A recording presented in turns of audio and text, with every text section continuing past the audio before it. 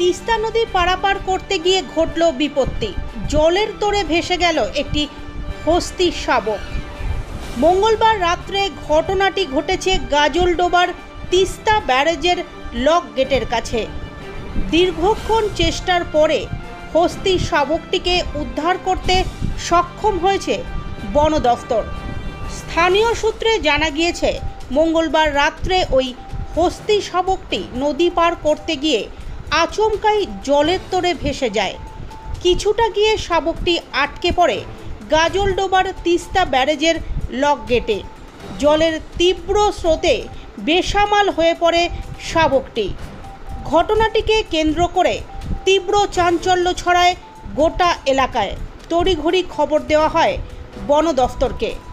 ঘটনাস্থলে পৌঁছয় বৈকুণ্ঠপুর ডিভিশনের বেলাকোপা রেঞ্জ এবং তারঘেরা রেঞ্জ।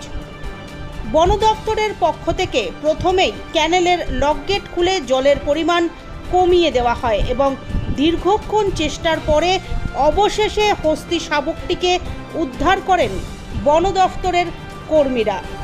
উদ্ধার কার্যে বন দফতরের সঙ্গে সহযোগিতার হাত বাড়িয়ে দেয় বন্যপ্রাণ সংগঠন স্ন্যাপ ফাউন্ডেশন। এ প্রসঙ্গে সংস্থার ডিরেক্টর কৌস্তব চৌধুরী বলেন, নদী পারাপার করতে গিয়ে হস্তি শাবকটি জলে ভেসে যায়। খবর পেয়ে বন দফতরের সঙ্গে আমরা উদ্ধার কার্যে নামি। লকগেট খুলে জলের পরিমাণ কমিয়ে এনে হাতিটিকে উদ্ধার করা হয়েছে। তবে তিস্তার জল বৃদ্ধি পাওয়ার কারণে গাজলডোবার তিস্তা ব্যারেজ সংলগ্ন এলাকায় প্রায় শতাধিক হাতি আটকে রয়েছে। জলস্ফীতির জন্য তারা পারাপার করতে পারছে না। থাকবে না, ও ছোট বাচ্চা, ও কি লাগাল পায়।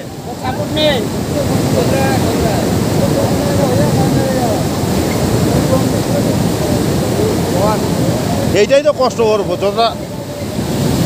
যতটা বাঁচানোর জন্যই করা হচ্ছে না। কি করবে এখন, গেট তো একবারে উঠতেছে না। না এগুলা গেট একবারে উঠে না, না তো আসতেই উঠবে। তো চলে গেল নাকি?